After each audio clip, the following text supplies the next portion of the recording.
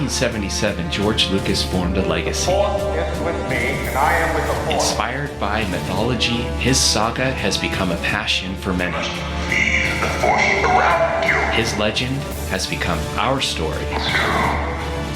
All mine. One of resistance, We are the spark that'll light the fire that'll burn the First Order down. rebellion, Rebellion is built on hope. and redemption. I am a Jedi, like my father before me. This is Star Wars Reactions. Remember, the Force will be with you. Always. Well, hello, everybody, and welcome to Star Wars Reactions. We are so excited to be back behind the mics talking about, I can't believe I'm about to say this, the second to last episode of The Bad Batch. This was a day I didn't think would come for a while, but here we are. We're at it. So let's get introductions out of the way. Of course, if you've listened to the show, you know my dulcet tones. My name is Aaron Harris. I am one of your hosts, and joining me, he is the Chewbacca to my solo, the David Modest. David, brother, why did I just go into Lando? Well, he goes with Chewbacca and Han, you know. Well, if I was going to do Lando, I should have called you Lobot. Anyway, David Modders, everybody. How you doing? Buddy. No, I'm excited. I'm ready to react. I'm always ready to react, and I'm especially excited tonight because I missed out getting to record with this guest the last time that she was on. So this is really cool. I'm so thankful she's on, and again, ready to react with you and with her. Excellent. And David's right. He alluded to our special guest this week. It is a returning guest who hasn't been with us in quite a long time. It's been way too long. 2021 is the last time we sat down, and that was for a reactions chat too. So it's great to have her back. You may recognize, if you watch TV and movies, you may recognize her. She is an actress. She's had spots in shows like Vampire Diaries, The Heels. Of course, most recently though, you would have seen her opposite Emily Blunt and Captain America himself, Chris Evans, in the Netflix movie Pain Hustlers. Plus, she is the only person I know who loves My Little Murder Droid as much as I do. Please welcome Samantha Kacho to the show. Samantha, welcome back. Hello. He's such a sweet, precious chopper. I know, isn't he? He won't ever hurt anyone. Never. He's innocent, I swear. He didn't do it. Never. He didn't do it. Not at all. I love it. Oh, well, it's so good to have you back. I know it's been you. way too long. It has. Goodness gracious. That's a lifetime ago, to be honest. Nowadays, it really is. You know, November of 21 was the last time you were with us, and David wasn't here with us. So, and if y'all are interested in going back and hearing that, you go to episode. Well, isn't that ironic? Episode 66. Oh gosh. Ooh. Orders. Yikes. I never even realized that. It was 66. Yes. Episode 66. Yeah. I didn't even realize that when I pulled it up. Yeah, episode 66. You can go hear the reactions chat with Samantha, but today we're going to sit down and we're going to share our reactions and discuss the 14th episode of the third and final season of The Bad Batch, the penultimate episode entitled Flash Strike. This episode was released on April 24th of 2024, directed by Nate Villanueva and written by Brad Rao. Of course, ripped straight from the StarWars.com episode guide. The synopsis for the episode is: latched onto an Imperial science vessel headed for Mount Tantus, the Bad Batch finally reached the location of Hemlock's mysterious research facility. But as the Empire become alerted to their presence, they dispatch fighters. The Bad Batch are forced to abandon ship and trek through the planet's forest. Echo, meanwhile, remains on the science craft, looking for a way out. Inside the vault, Omega realizes that her brothers have arrived and moves her own escape plans into motion, including the rescue of her fellow M-Count prisoners. Dun, dun, dun. There it is, folks. So, of course, let's kick things off with our initial reactions to the episode. This is going to be great. David, I'm going to give you the floor first. Go ahead and take it, brother. Well, no, I was just going to mention, I feel like we need Tom Kane, like he always does the narrator voice, right? For I missed the Clone Wars, right? I felt you were channeling him as you were trying to do the synopsis, and I'll be honest, about 2 lines in, I started thinking to myself, and you could tell when I started messing up a little bit, I started thinking, man, that sounds a little like Tom. It made me a little sad for a moment, but. We were talking to Samantha earlier about being down at Disney and how warm it can be. I remember he was a guest at Star Wars Weekends with James Arnold Taylor, and I remember turning around and looking up, and I think he's probably 6'8", 6'7", 6'8". I'm 6'4", probably 6'3". I'm shrinking, but I was looking up at Tom Kane, and he of course plays Yoda, and so it was always so funny to see him, the tallest guy on stage with James Arnold Taylor and Ashley Eckstein. They're just I didn't know he was that tall. Oh yeah, he towers above them. Towers above his co-stars, and he wouldn't fit on the screen with you, Samantha. I mean, I think about Michael Richards as Kramer's about what 6'4", right next to Jerry and Elaine, and of course George. But I mean, I turned around and I looked way up at him. I was like, holy mackerel, are you tall? But anyways, you made me think about Tom Kane. Always good memories with Tom Kane. But I last week I edge of my seat. Was the ship going to connect to the science vessel or not? And this week I found myself. I think I'm usually a pretty patient guy, but I think I just want that Clone War. So like I'm just sitting there going, wait, no, get there and let's go, let's show up, let's have the battle, all the brothers, inside of Tantus against all with the good guys and stuff. And so I just found myself like, okay, come on, where is it? And it just, I don't know. That was my response. I enjoyed it. I enjoyed seeing the Zillo Beast, but listen, I'm telling you, I am so hoping that the series finale is an hour and 15, hour and 20, right? The series premiere Aftermath was about an hour and 15, hour and 20. And then I said, if not, it feels like maybe I don't think they're doing this. Like they're just setting up the next animated series, like with Sir Right Omega or something like that. But but I want the Clone War.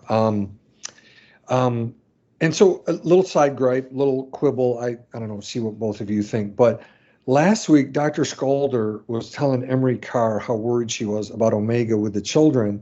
This week, she was telling Emerie not to worry about them. What gives? Anyways, my little side quibble there with her about change of face. But overall, a good episode. I think I'm just chomping at the bit. I can't wait for the finale. But I don't know. What are your initial reactions, Samantha? Oh, well, I may be a little different from you guys because this was a wonderful way for me to catch up because I was just very behind. And so rewatching like stuff from season 1 and then season 2 and then having to do like pretty much all of season 3 in like the past couple of days. So it has been it's very draining in a way. But I say that in a sense of it's doing its job well. It feels kind of like Andor in that sense of just you really feel the dread and the this is something I talk about with my therapist a lot, the dis-ease, which, is how you get disease everywhere in terms of what's going on at Tantus and whatnot. So it's like just watching what the past 5, like Identity Crisis up to this has just been very breakneck. And so it's wild that they're back there. I love seeing just how proactive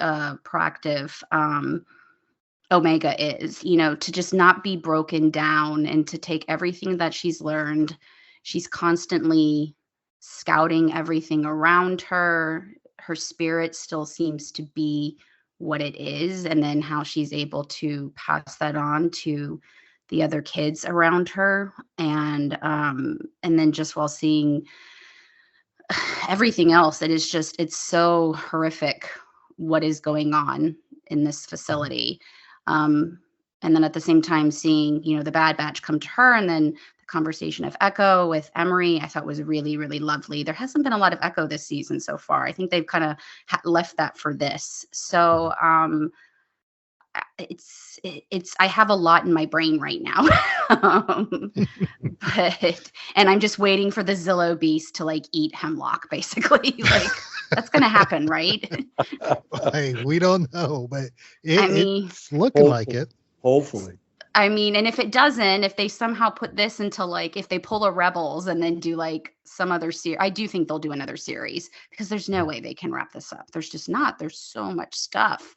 Even an hour wouldn't be enough. And I know Disney, like back in the day, Disney shows would maybe go like 3 seasons, and the fact that Rebels got 4 and this got 3, a lot of the times, they restart these things, it's cheaper, if you get new crew or start new contracts and whatnot, but there's got to be something after this. I don't know what it is. If it's Omega, if it would be live action, if it was and Hemlock's still alive, I would love to see Jimmy Simpson play him.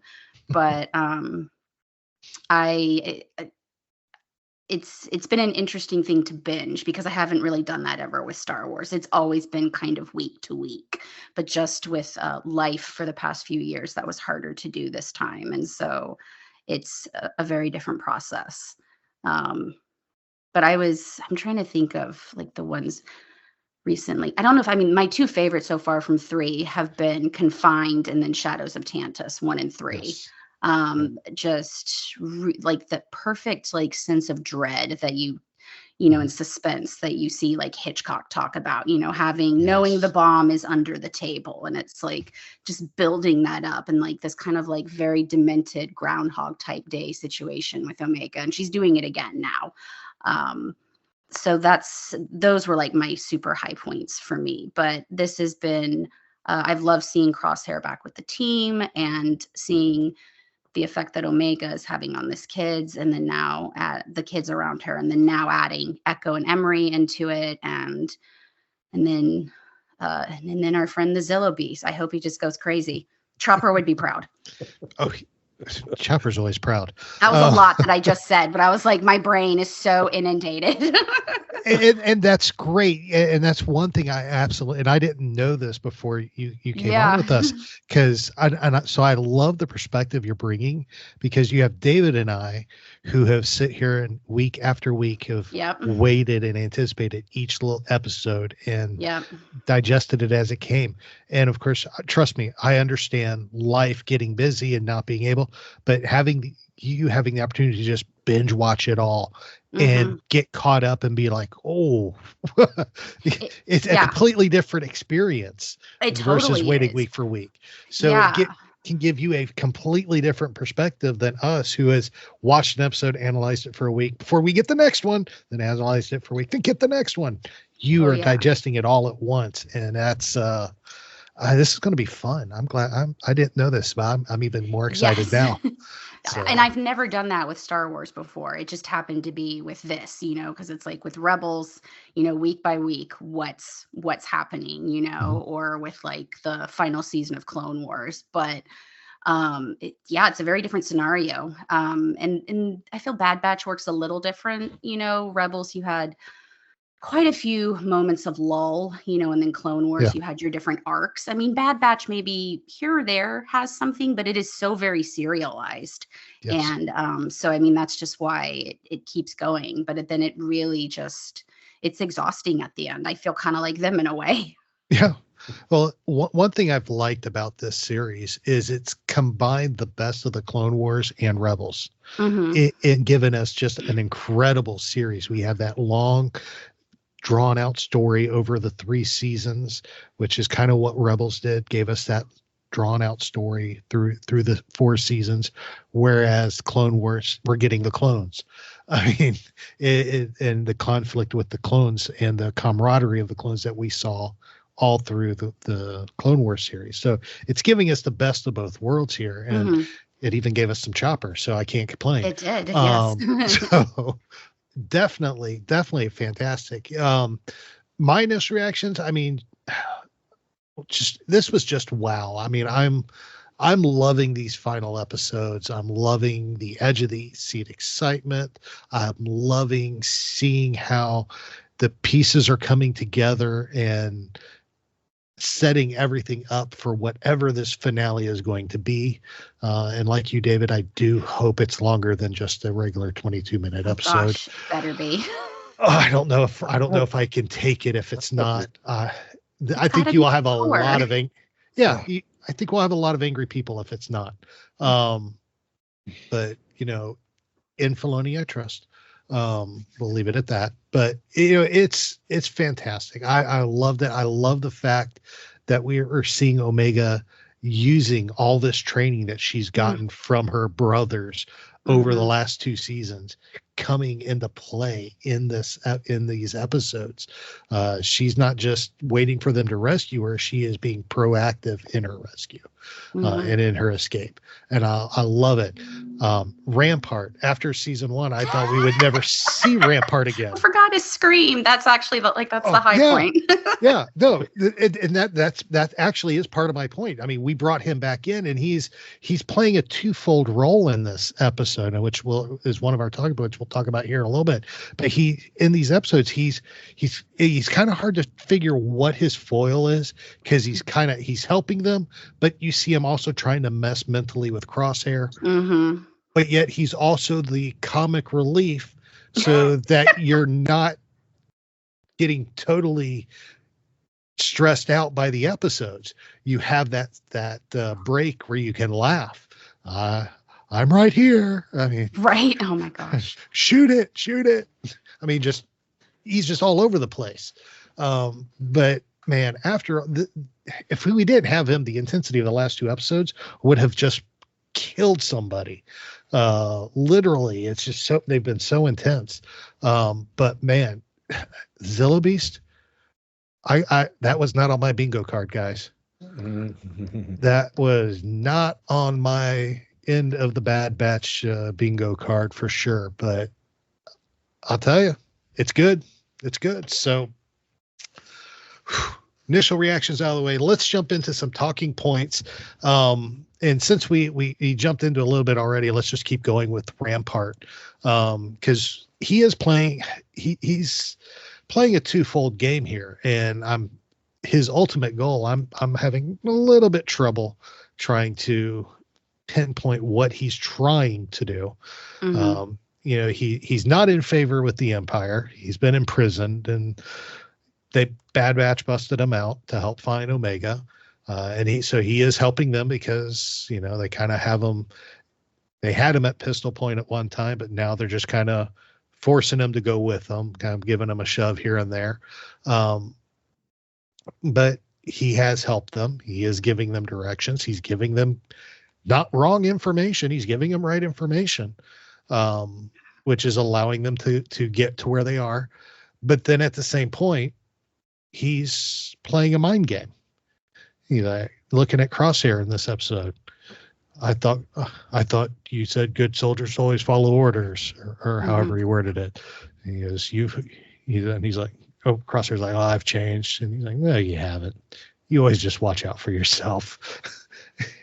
and you see them trying to play these little mind games. I can't tell if he's trying to flip Crosshair or if he's trying to what the issue is there. But he's sowing these seeds of doubt in Crosshair. But then we also have just random comic relief. I hate clones. or little one-liners like this that are just there to crack you up. I would love to get both of y'all's opinions, David, from the psychological standpoint, and of course yours from the story production side, on Rampart and his role in these past episodes and in this one too. Samantha, you're our guest. I'm going to let you go first. Oh gosh. I definitely think there's always certain characters in shows that, like, as a villain, they just are kind of meh. And I found him to be very meh in the earlier seasons. It was just kind of like, okay, he's this standard Imperial who's kind of, their barrier for many things. But as as a a reluctant ally. Just it opens up the door to so many great things and interactions. It gives him a lot more color as a character too, and I'm sure it's so much more fun to play that as well. And I'm trying to think on the psychological level. I think he's partly really curious about Crosshair. Is it something that he could use to his advantage? So like, is he trying to gauge like, okay, if I could flip him, will he help me in this situation? Or if not, I think there may just be like an actual curiosity to it after spending that time with him. So I was not expecting to see him again either, and then they go back and get him, and it's been a delight because of letting them play like, the straight man to all of his comedic parts. So I'm not sure. Again, there's so much stuff that I don't know that you can like wrap up in an hour. I don't think he's a Callus, I don't think he's like my husband, Agent Callus, who, when he had his, turn at the end of season 3, I was like, marry me. I don't think it's that. I think there's, I get more of just a selfish desire of, okay, how do I protect myself in this situation? And what is, I don't think he's stupid. I don't think he's obviously the level of your upper echelon of empire planners, but I think it's just trying to strategize what ways can work for him with a little bit of curiosity, because he did spend quite a bit of time with Crosshair. And so is it like, did he really change? Really? Did you really change? Like, very much like Thor and, talking to Bruce, like, is it, and so I guess we'll see a little bit more, since he ended up being, the stormtroopers got him at the end of the episode. Yeah. So that's going to really test him now to be in a different, he's probably going to want to be back with them, and now he won't be. So yeah. Very true. Very true. Very true. David?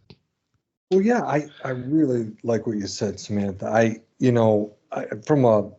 guess maybe I can best do the psychological part. What I'm always interested in and what I liked is what you said is I'm with you. I don't think he's a Callus. I do think he is really one of those, what do they say, out for themselves, doesn't really care either. We're just really a survivor, right? Yes. And but something that as you were talking, one of the things I was thinking about was some of the famous, I don't know if you guys had heard of these. These are the famous Stanley Milgram studies. Dr. Milgram was a psychologist at Yale back in the day, and he did these obedience studies. It ended up wrecking his career, unfortunately. He couldn't get tenured at Yale or Harvard or anything like that. But his studies, he was really trying to understand why people would follow the directions, why Nazi leaders would do that underneath Hitler. Yes. And, right? It's this fascinating study in how these people show up. Like I've brought up, Mengele or some of the other cronies, right, that were underneath under Hitler. But, Rampart's one of those persons who, he was just, I agree with you, Smith, he's, just a higher order imperial who's just following the directions and would just do it. He would have stayed there and just done it the whole time. But this has been a really neat change of pace. And I guess, again, as a psychologist, I think about behavioral change and will people do it and what brings that about. And I can see why he's questioning why, if Crosshair has really changed or not. And will he, to get change in a survivor, I guess I also think about people who are takers and people who are givers and care for others. And, that's never been his thing, right? He's just always looked out for himself. So I have to just wrap up just saying I do love seeing him as comic relief, and he's just playing a great part here now. And like you both said, I did not expect to see him again in this. And the voice actor is outstanding. Is it Noshil Dalar? Noshil? I'm messing up his name, but anyways, but yeah, those are just some of my thoughts on Rampart. What do you think, Aaron? Rampart has I'll be honest. I was very disappointed at the end of season 1 when he just vanished and was arrested, because when the show was launched, he was the bad guy. I mean, he was the first Imperial action figure they gave us from the Bad Batch. Rampart, Vice Admiral Rampart. Okay, he's going to be our big baddie. And end of first season, he's gone. And I'm like, okay, I. I'm a little deflated about that, but now to have him back, it has been quite interesting to see the change, because I can't tell, because I'm very curious. You're right. I agree with Samantha. I don't think he's going to be a callous. There's just too much deceitfulness, I feel, still ooze, and not even deceitfulness, but too much arrogance, too much of that Imperial arrogance still in him. But I can't figure out for the life of me what his angle is. And I think now that the Stormtroopers have him, we will finally get to see what that angle is. To see what actually is going to play out and actually happen with our Vice Admiral there, former Vice Admiral Rampart. Not a captain, how dare. Yes, I know, right? That was fantastic in last episode. This is a captain. Oh, you've been demoted. I mean, serves him right.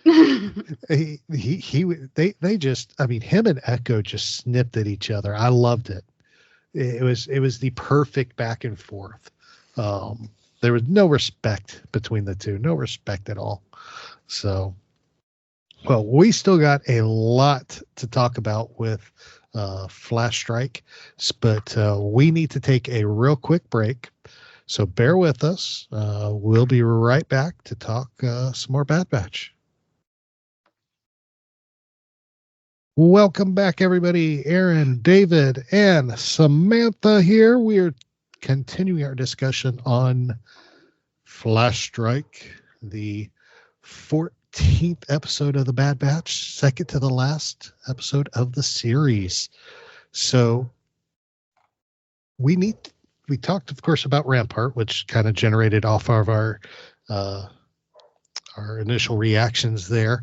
But let's go into Echo, because Echo, of course, is out there. He's trapped on the science vessel that's on its way to Mount Tannis. And he has his way to trying to figure out his way to escape. And of course, what does he do in pure Star Wars fashion? He kills a stormtrooper and takes his armor, which is interesting considering he only has one hand, which makes it even more interesting because he then ends up basically shooting a cargo droid by the name of RA-1-81 takes its hand, which of course this inventory droid is a distant relative of another inventory droid named AP5, who is also voiced, and both are voiced by the same person. Steven Stanton was back to voice this inventory droid. And of course, if you know AP5, he is the C-3PO counterpart to Chop Chop in Rebels. I always can bring it back to Chopper, David. You know that. I know. It's Star Wars. I need to create a game, a thing for the show. 7 Degrees of Chopper. I was just gonna say, so he's the Kevin Bacon of the. He's gonna be the Kevin Bacon of Star Wars. 7 Degrees of Chopper. Who is blessed to be in his presence? Exactly. Yeah, connect any character to Chopper in 7 moves. Yeah, I will have to work on that. Oh, gee. I'll have to work on that. Write that down. New gig. All right. Anyway, so we got Echo in his stormtrooper armor. He's hacking the manifest on the ship. He escapes through one of the droid tube suckers that we first saw in A New Hope. And of course, makes his way into the base, where he ends up eventually meeting Emerie, Dr. Emerie, which is a whole other world of discussion in this one. Mhm. But I want to just get your thoughts on Echo and his role. Of course, now that he's on the ship and his whole plan to get off the ship and get away, hacking the manifest and everything. Before we talk about him and Emerie, because David, I know this was something you put in the notes, so obviously you have some thoughts here. What are your thoughts on Echo and his time on board the ship?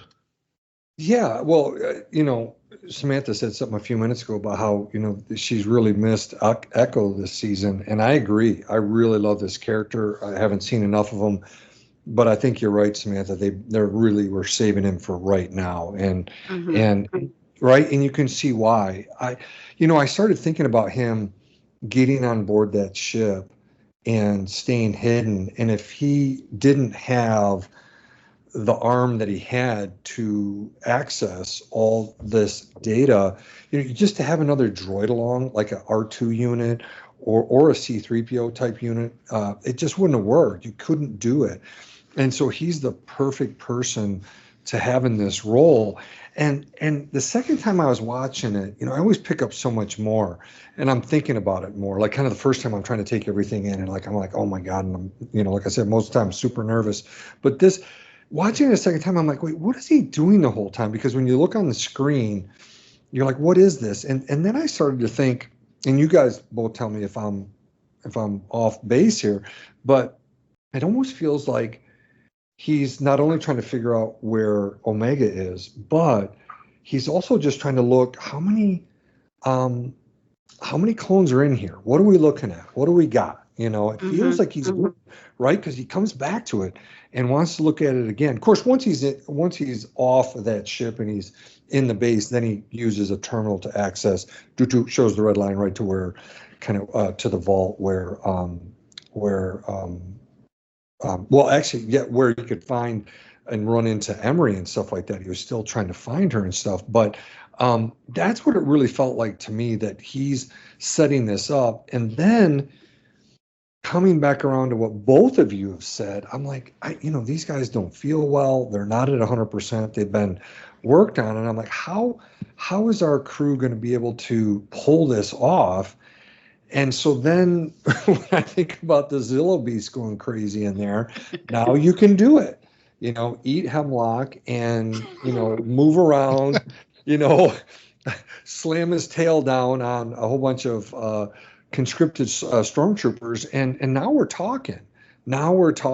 And so, I don't know. I felt like Echo was perfect for this. And I guess I was just going to ask both of you, is that what you felt like he was doing, just trying to get a lay of the land and figure out how many clones are we looking at and what are we going to have to help? Not only to help us, but maybe who we're going to have to help. Was that your take?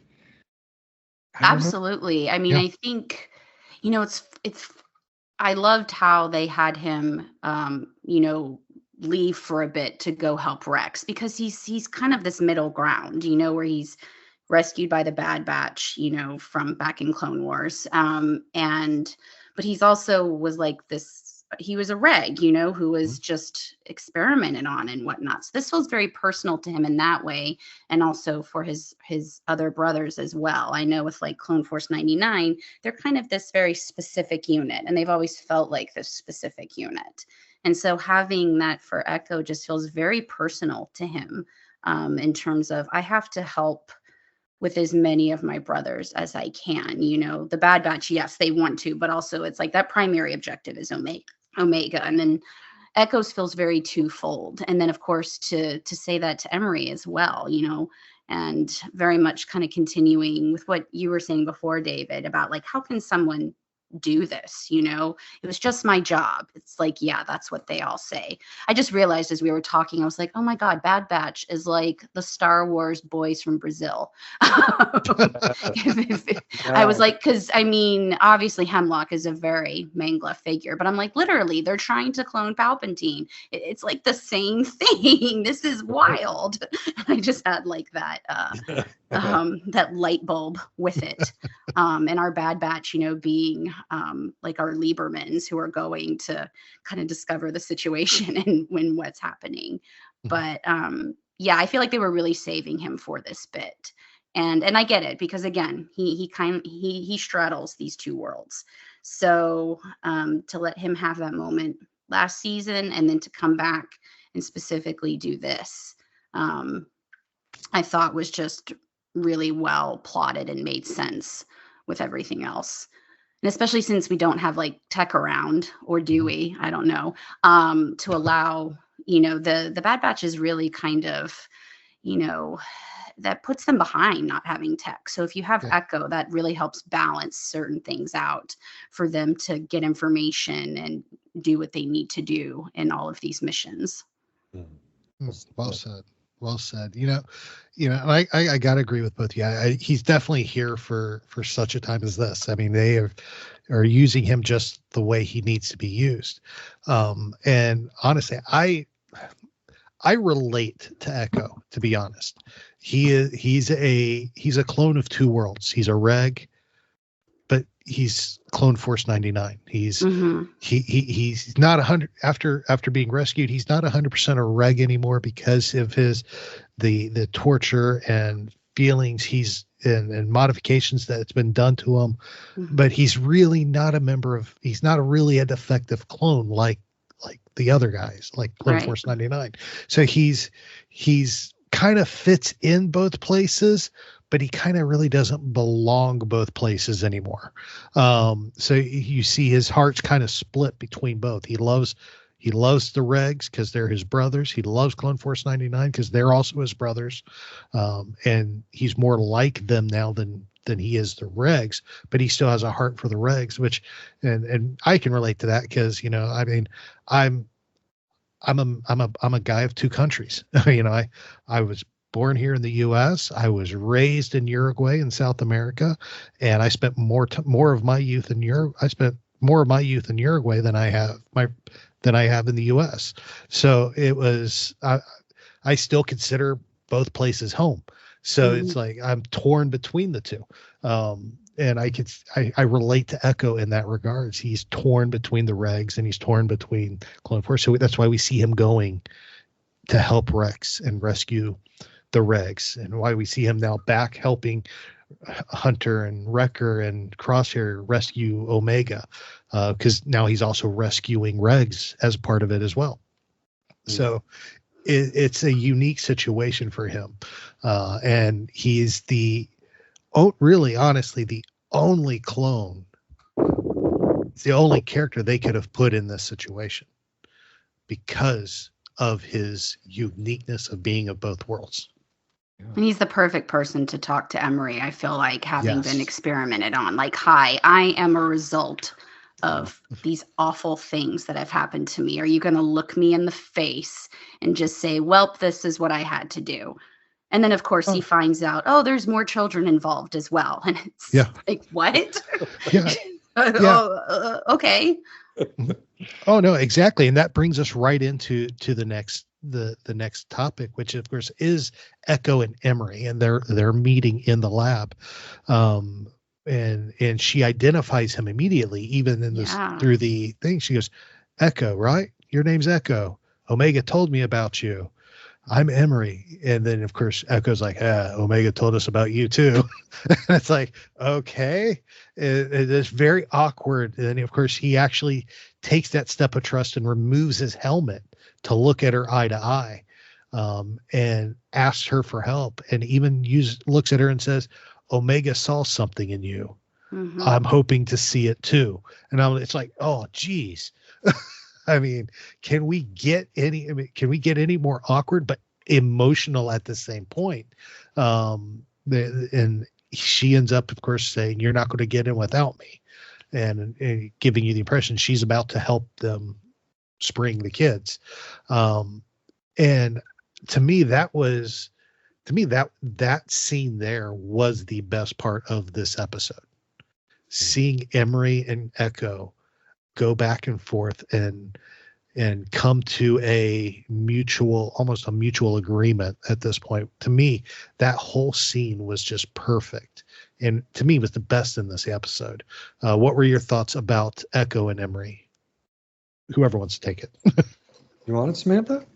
Oh, let's see. That was definitely a high point. I think just both of them. There is no, um, there's no, there's no bullshit on the table, you know, and Mm. they're just being.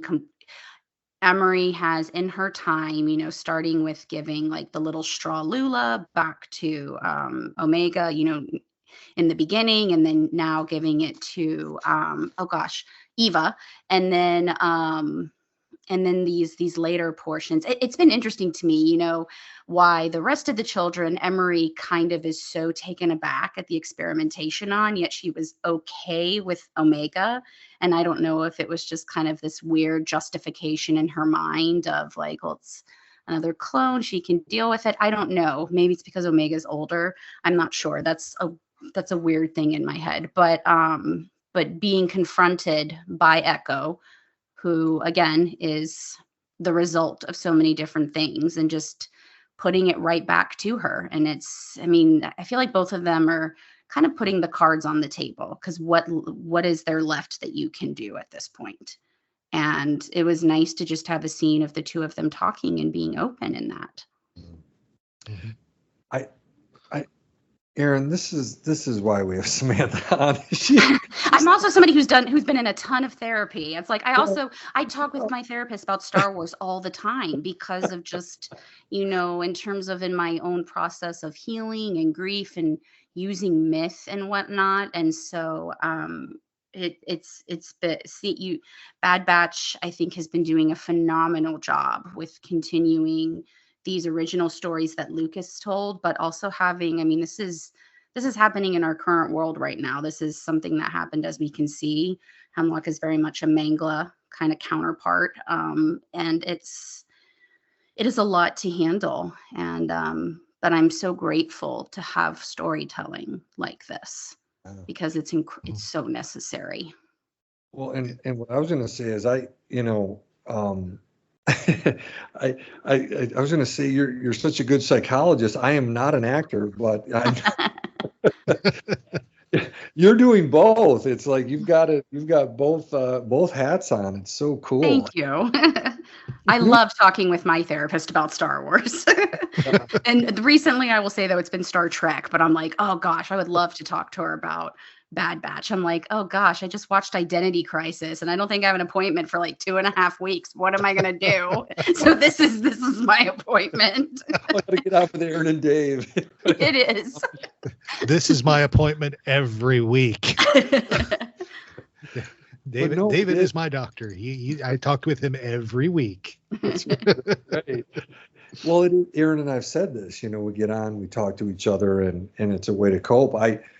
When my clients come into the office, I have a huge collection of Star Wars stuff in my office, and it always starts conversations, Samantha, and it is the myth and story and how we can use it to help us grow and change. And you know what I was kind of visualizing?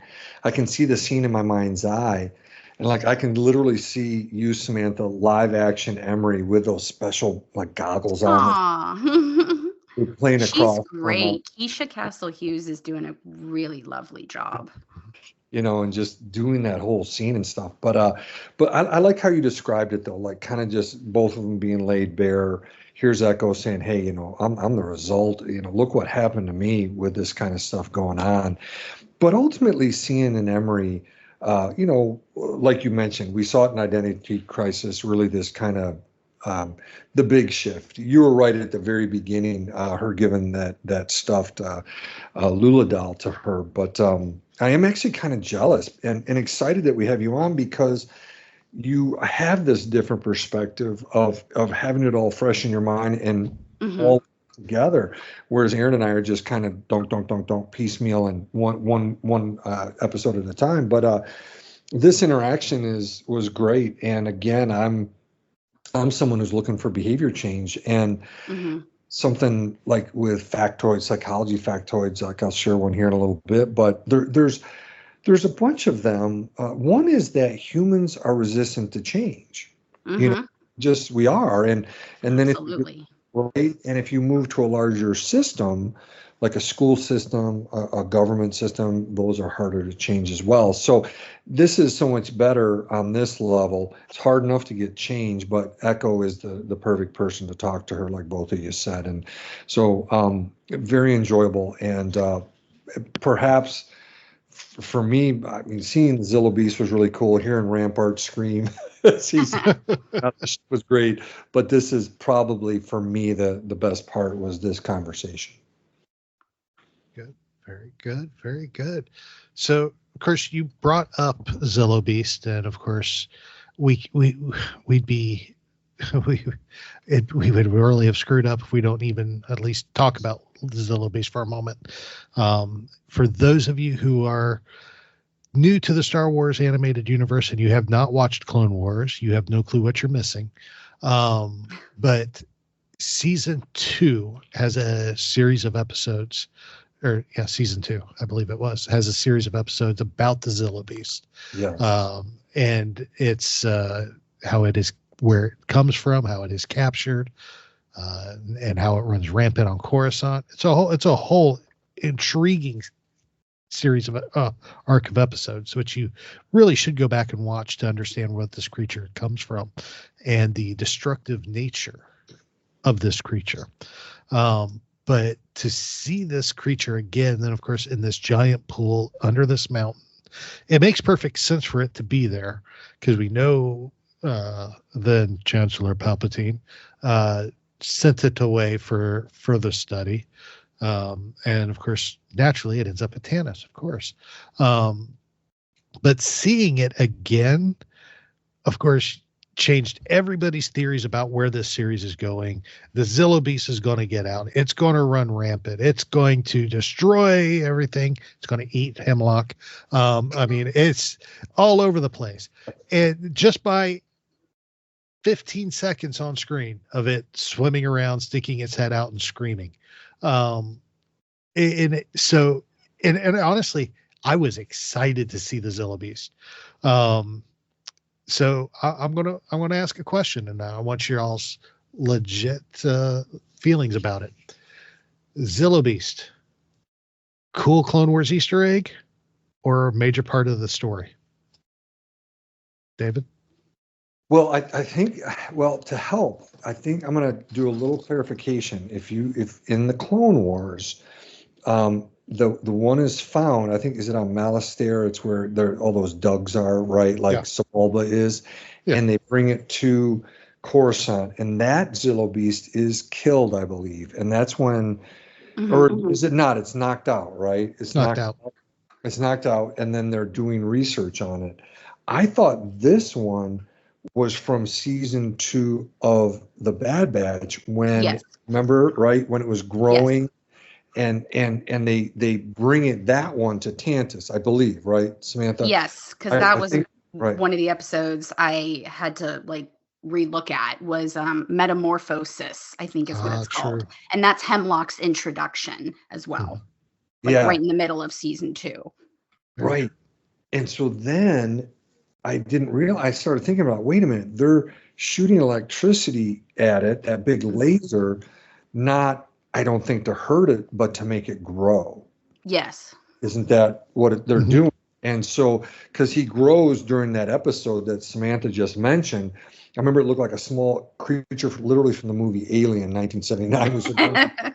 Right, and by the end, they're pulling it away and it's much bigger. So it feels like what they're doing is they're growing it right now. So, so I, because we saw it last season, I think it's more key story point, Aaron, just like bringing Rampart back versus a Clone Wars Easter egg. I don't know. What do you think, Samantha?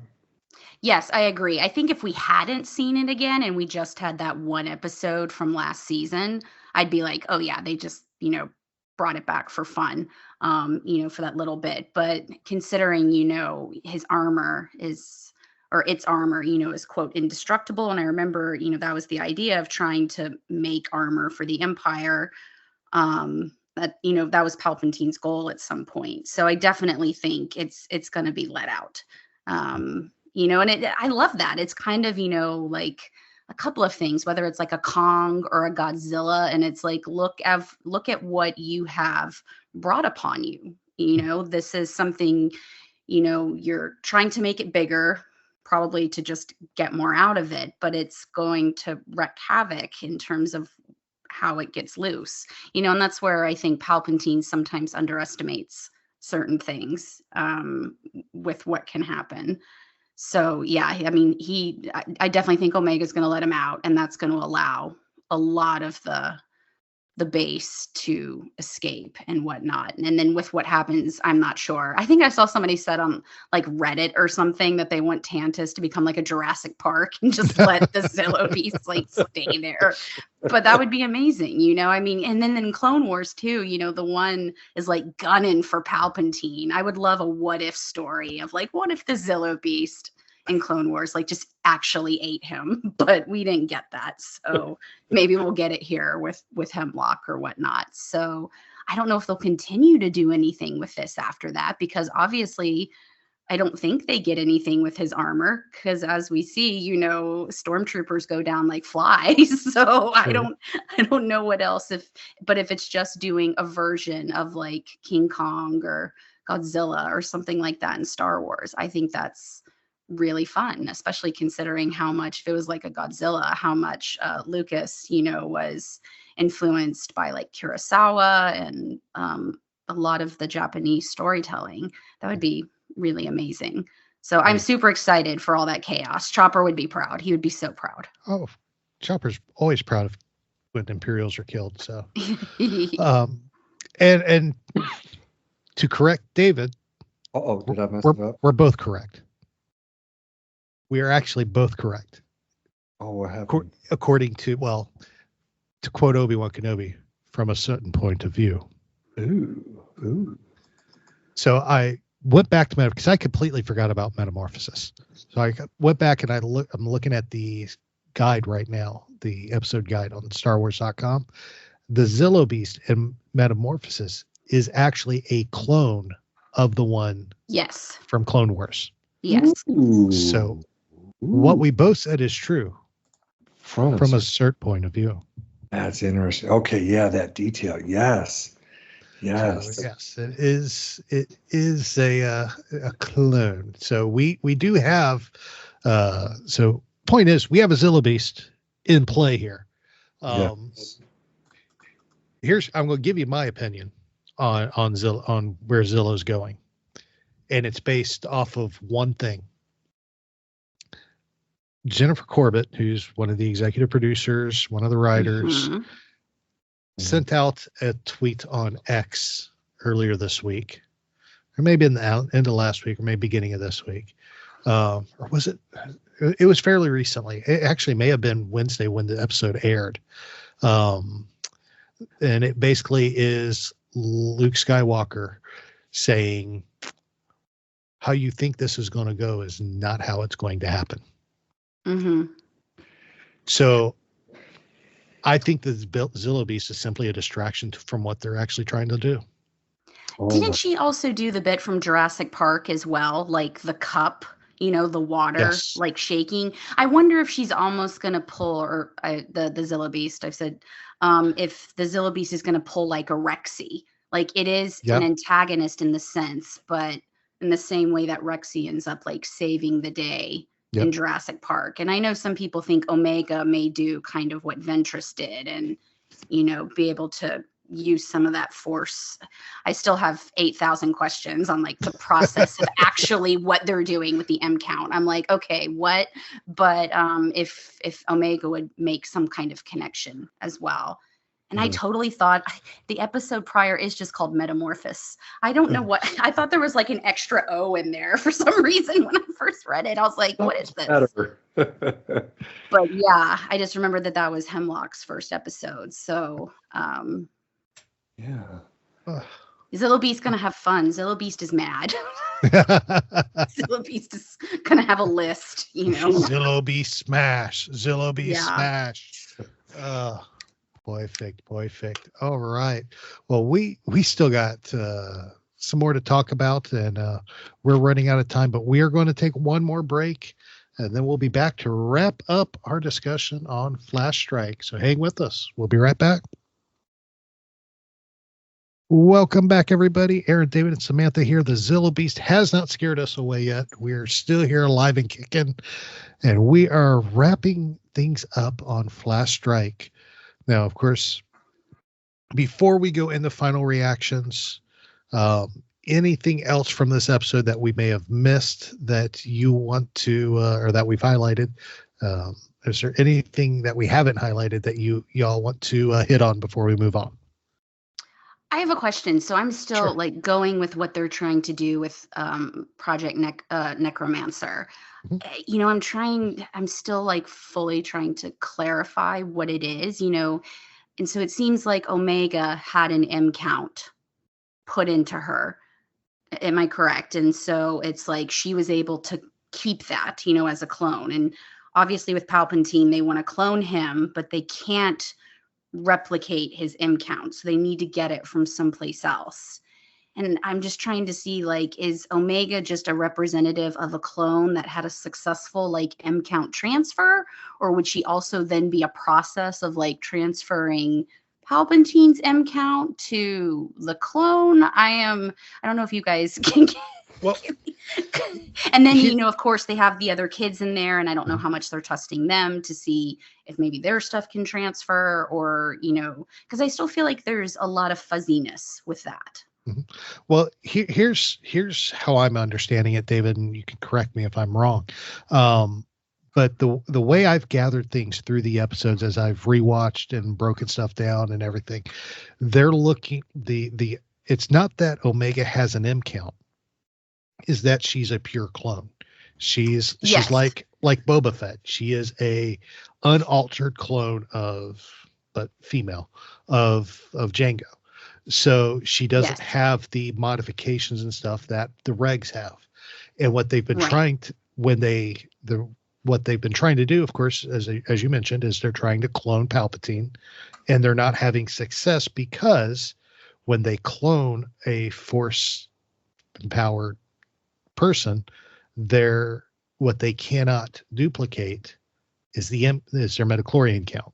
Right. So they don't. So it'll be an exact replica of Palpatine, but he's as normal as you and I. Right.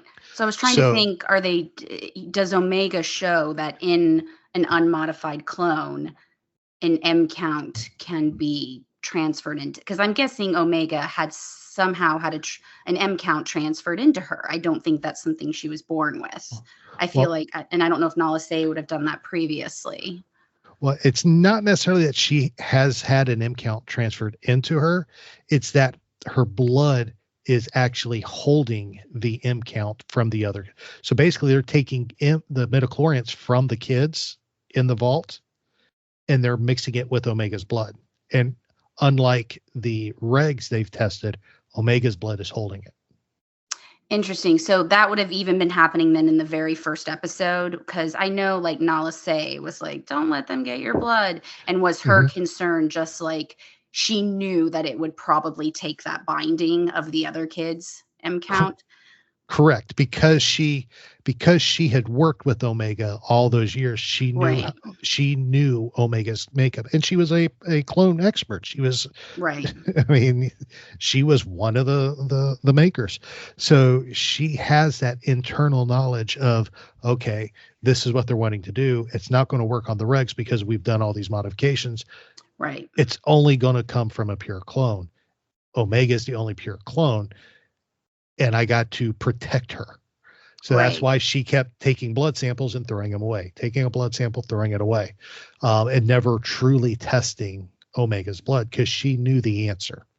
Right. So then would one of the kids, I guess, have been responsible for, I'm curious now of how Omega got her M count, like who was the successful donor, I guess, to get it to her? Well, I don't think she actually has been injected with midichlorians. They haven't injected Omega with it. They've just been taking blood samples and testing them, taking blood samples and testing see them. what it, okay, interesting. Because the last thing they want to do is give Omega force powers, because they're already having trouble with her. Why don't make her a Jedi on top of that.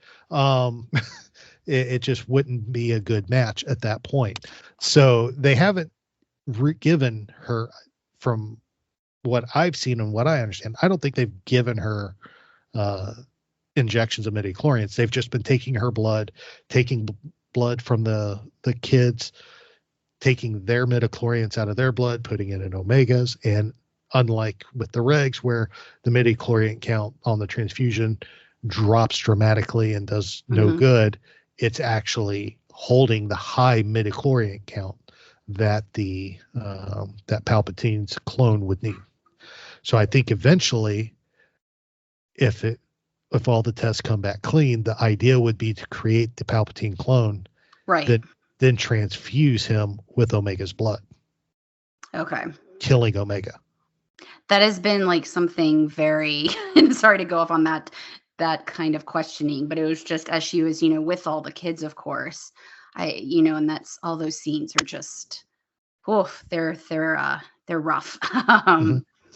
In terms of just how depressing they are. While at the same time, in injecting Omega with them has been just so great to see how much hope she gives them and whatnot. But that was still something that I'm just like, oh wow, this is a whole lot. That is kind of like, I feel like being explained, but not necessarily also being vague enough, that the storytelling can be used down the road to make sure that it, I'm sure, then lines up with like Rise of Skywalker and Rey and all of the other different things down the line.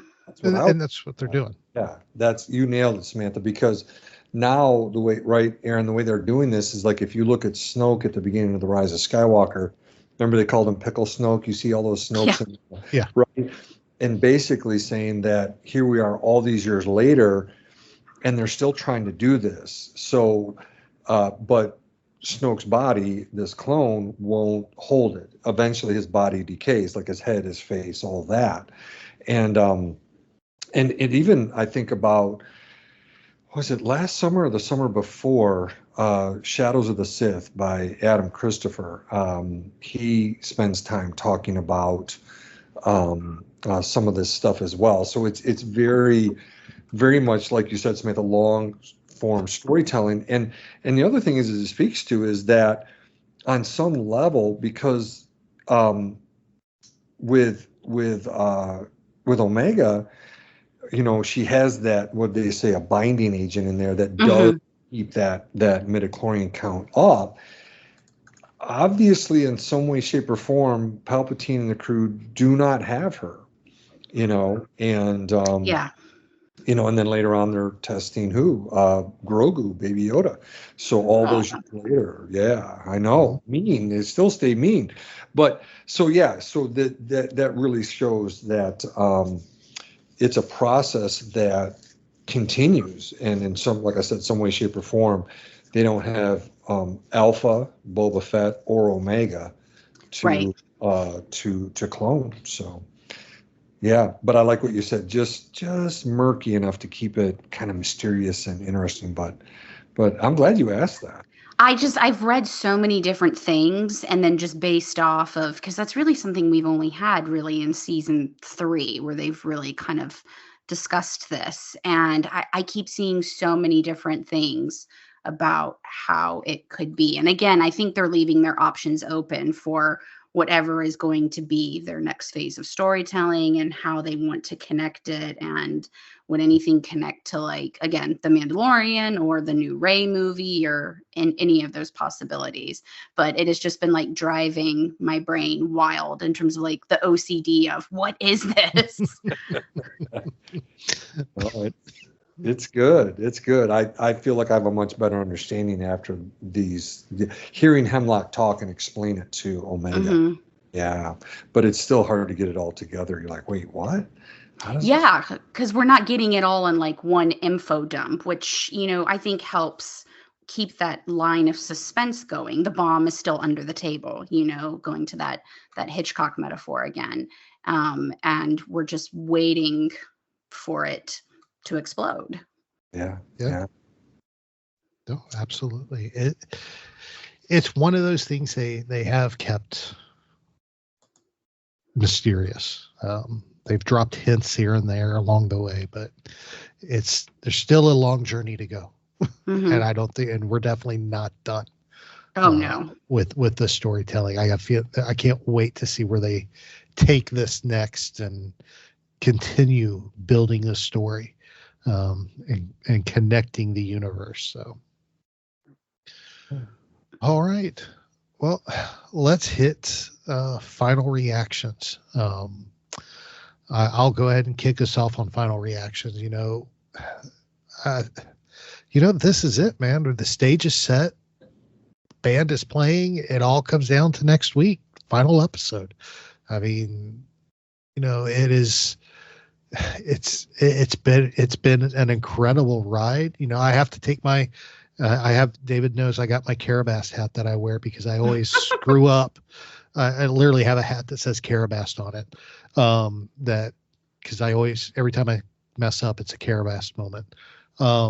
That I have to take my Carabast hat off to the cast and crew of the Bad Batch. They have given us one heck of a show. I mean, and I said it earlier, I had my ideas of where this was going, and now that they've down to the last episode and the stage is set, I can honestly tell you I'm not 100% sure I can tell you where this goes, and I'm normally pretty good at calling the shots of where things are going to end, and I can't say I know at this point.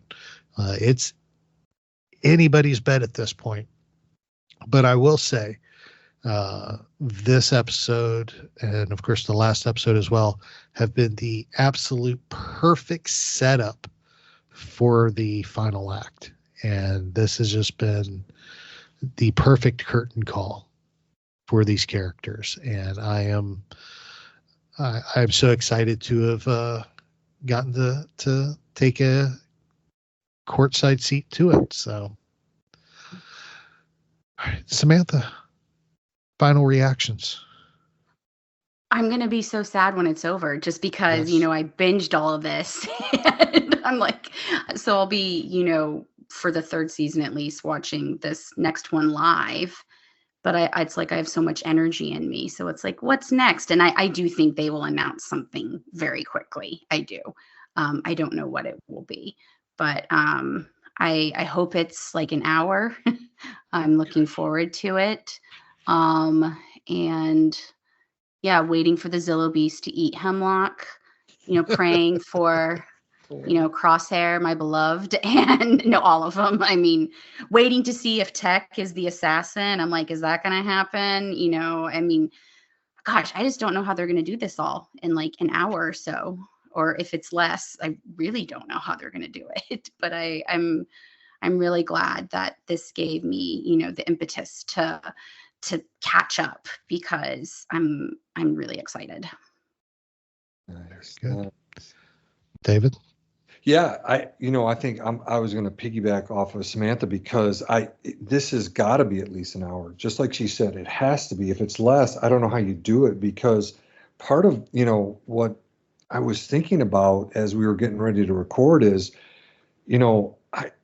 how do you get all the help there? I mean, is Wolf and his whole crew going to show up? I want them to show up, right? A Rex, he's, him and Echo have been doing a lot, but is Rex going to show up on Tantus? I even put a question mark on my little note here. Would Ventress show up at this? I don't. Oh my gosh. Right? I don't, like Samantha, you were mentioning all the questions about MCOT. I'm like, I've got a million questions about Ventress because, her coming back and so on. But would she show up there? And so like think about like them, sending out a message, getting the crew there. I also like if it's less than an hour, like I want to see what the Emperor was looking at, right? He was in the vault. He was taken to another section down below in Tantus with Hemlock, and they open it up and they show the Emperor's face, but not what he's looking at, Right. And so we haven't seen that, right? Are they going to give us an explanation for Crosshair's hand jitters? But Yes. right? I mean, they showed the hands shaking again. I think maybe last one they didn't, but here they brought it up again. Are we going to see where the children end up? Are we going to see what happens to the Bad Batch and Omega? And ultimately, like I mentioned in the initial reactions, are we going to see a clone war? And something that you both got me thinking about was the interview. A number of podcasts got to do with Brad Rao and Jennifer Corbett at the beginning of the season. And one of the things that both Jennifer Corbett mentioned was when this ends, there'll be tears. And I'm just like, oh, I want it to be tears of joy. But with her sending out that, and I'd heard she'd done that, I meant to look it up, that she said, this is not going to end how you think. I hope it is more tears of happiness versus tears of sadness, but they did say that at the very beginning, so we know at least something's going to happen that really pulls at our heartstrings and stuff. So again, fingers crossed, and I do want to see. Samantha's got me going in this whole Zillo Beast eats hemlock. I just love it. That is so got to happen. If it doesn't, I'm gonna be not happy. So he's got to eat someone, and I'm like, I feel like, if the one Zillo Beast couldn't get Palpatine, back in Clone Wars, right? Get the next guy. That's right. It's hemlock. It's got to be hemlock. And if he doesn't, then Jimmy Simpson needs to play him in a live action version because he's just brilliant. So gosh, he's just utterly disturbing in his portrayal.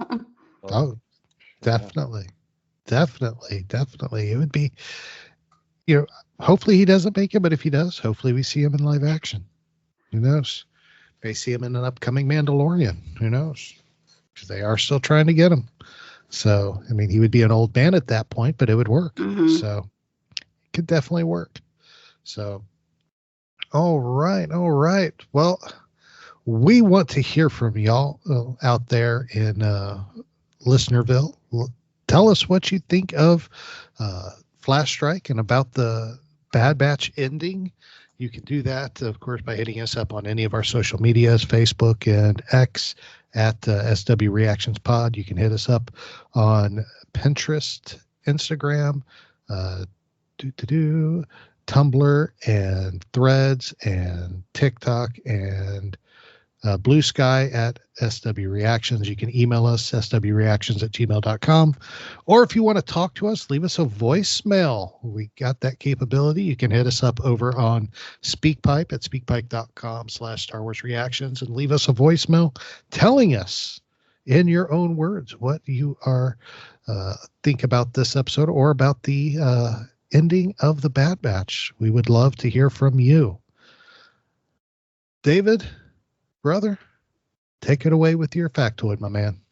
Yeah, we were, talking to Samantha earlier about how I kind of went from doing a psychology corner, which was a more long form kind of teaching aspect each time about psychology, but I've shortened it to a psychology factoid. But I seem to not even be able to keep it at one. But for this week, I was looking at some interesting research on chronic pain, depression, and anxiety. And here's one little factoid: 1 in 20. This is the approximate number of U.S. adults living with chronic pain and clinically significant symptoms of depression and anxiety. So that's about 12 million Americans, or about 5% of our adult population. And here's the second factoid, because I can't keep it at one: 69.4%. That's the percentage of adults with chronic pain, depression, and anxiety who reported that their work was limited because of these issues. And I'll tell you, this is a big part of my work. Real quick, when I went from working with people 50 and under, I did that for many, many years. I now work with people 50 and above. And so people over the years have asked me, what's one of the biggest differences between the two age groups? And one of the biggest ones is pain. Most of my clients 50 and under don't have that physical pain. Hopefully they don't in their 20s, 30s, 40s, 50s. But now my clients 60s, 70s, 80s, 90s, it's dealing with pain. And then what that brings about depression and anxiety wise. A number of these men and women, I sit with them every day and talk with them and try to help. And what they know and I know is that if they didn't have that chronic pain, that I probably wouldn't be seeing them, because that wouldn't have generated that depression or anxiety in them. So it's such a massive issue. It is one of the bugaboos of human existence before the three of us were born. And so we're drastically and desperately trying to find answers to the issue of pain. But there's a lot of good work going on, but it's proven to be pretty elusive at times. But there you go. So more than a factoids, plural. There you go, Aaron. I can't believe that those were your two factoids, because that's like literally my life as well. And talking with my therapist about that too. And it's just, I also think, and I feel like I put this with Star Wars too, or it's just like even just force sensitivity, or thinking about like what Crosshair, like going through the amount of trauma that he did. But it's like having almost like a heightened reaction, I feel like, which can bring in like depression and anxiety, makes you seem like more susceptible to pain. Or maybe it's vice versa, of course, the sensitivity to that, and then you're more open for the others. But that is just wild that was your factoid, because I feel like that is like every session is like, well, this is it. And I'm so glad that was what it is for this episode. I feel very seen by that. Yeah, no, I didn't know. No, I'm so glad. Yeah. I love that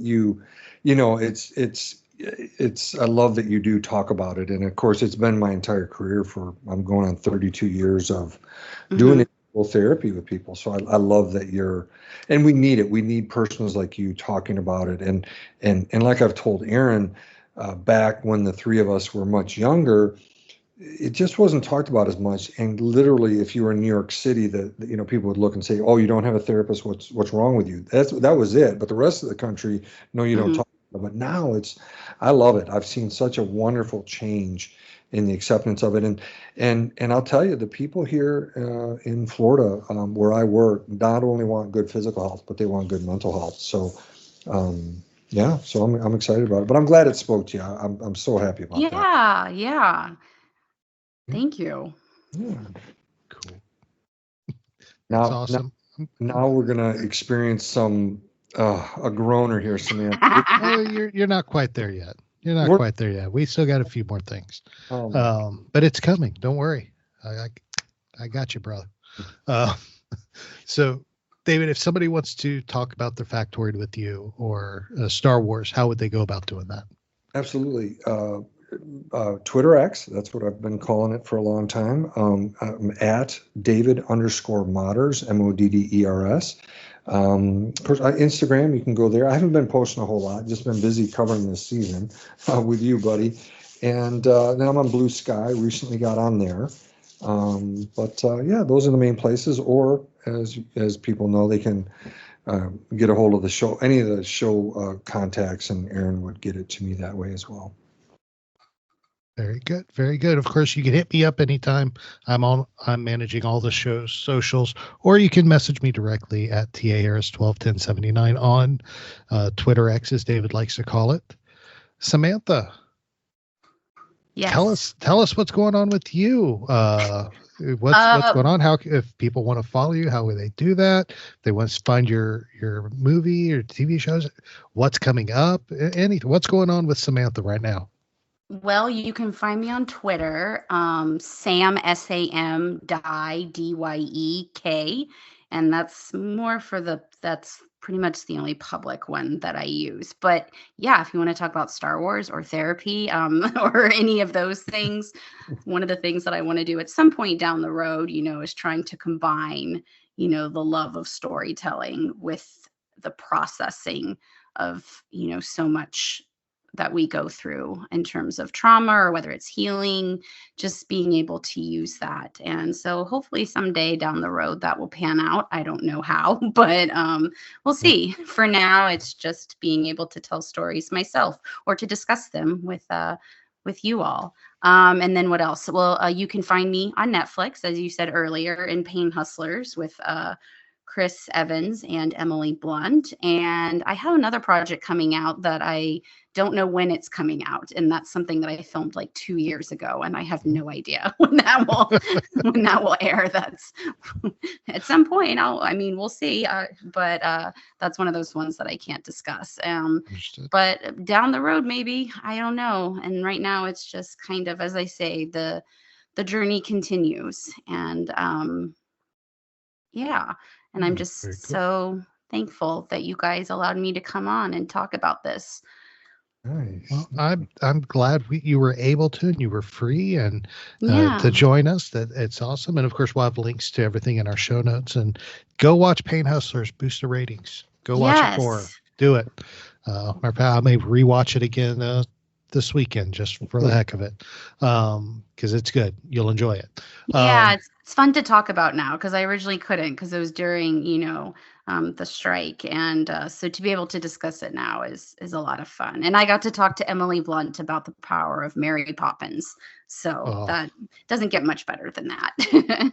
That is awesome, because no, you're right, that doesn't get much better. You were with Mary Poppins and Captain America. I was, yes. Holy smokes. Yes. And Kevin McAllister's mom.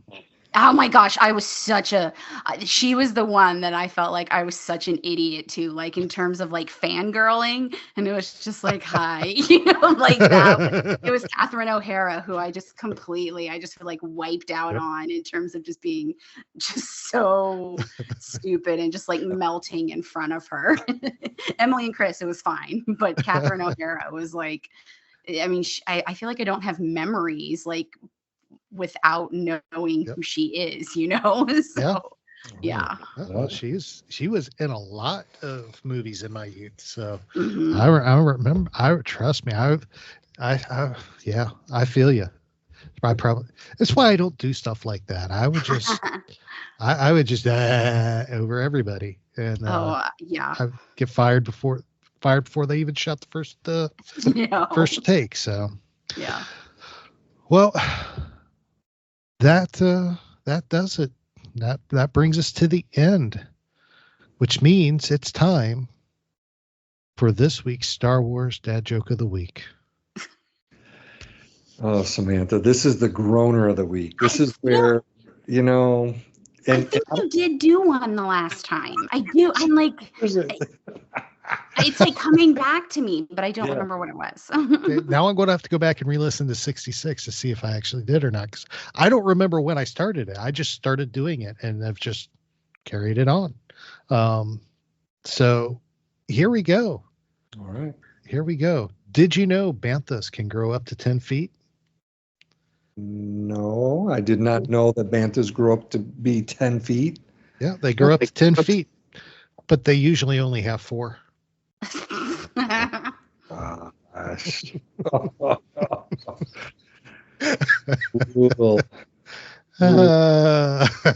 This is every week, Samantha. Every week. You're gonna have to come up with the list of what you think has been like the best one, the groaniest one. That's gonna be the award. That's gonna be it. That'll be perfect for the end of the year show. Yeah, because we do basically at the end of every year we do what we call our state of the show. Mm-hmm. Where we just recap everything we did the previous year and everything. That would be a good segment for starting this year. I have to write that one down too. It's going to be in honor of Samantha. Samantha's groaniest Star Wars Dad Joke of the Week, as voted on by our listeners and me and Samantha. And then there you go. Oh yeah, totally. There we go. There we go. I'm looking for that. We're coming up with all kinds of great ideas. We got 7 Degrees of Chopper and now Dad Joke of the Year. I mean, this is it. Yeah. Oh man, I'm liking this. All right. Let's keep it going. All right. Well, Samantha, thank you so much for joining us. Thank you. Again, I am so glad you were able to come back on. And I promise you, as David is my witness, we will not wait so many years again to have you back on. I promise. We will make it happen sooner rather than later.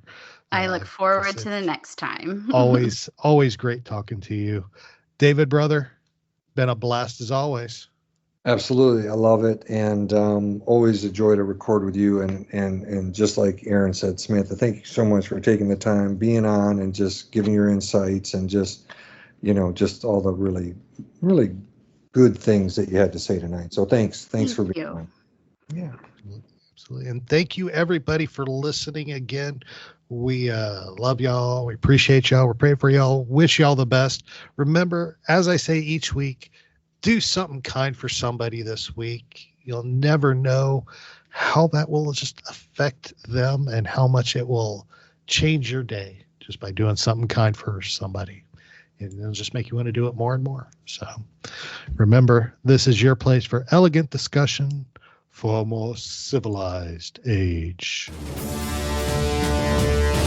This podcast is not endorsed by the Walt Disney Company or by Lucasfilm Limited. It's intended for entertainment and informational purposes only. The official Star Wars website can be found at www.starwars.com. Star Wars. All names, sounds, and any other Star Wars related items are registered trademarks and or copyrights of Disney and the respective trademark and copyright holders. All original content of this podcast is the intellectual property of Star Wars Reactions unless otherwise indicated. Star Wars Reactions. Elegant discussion for a more civilized age.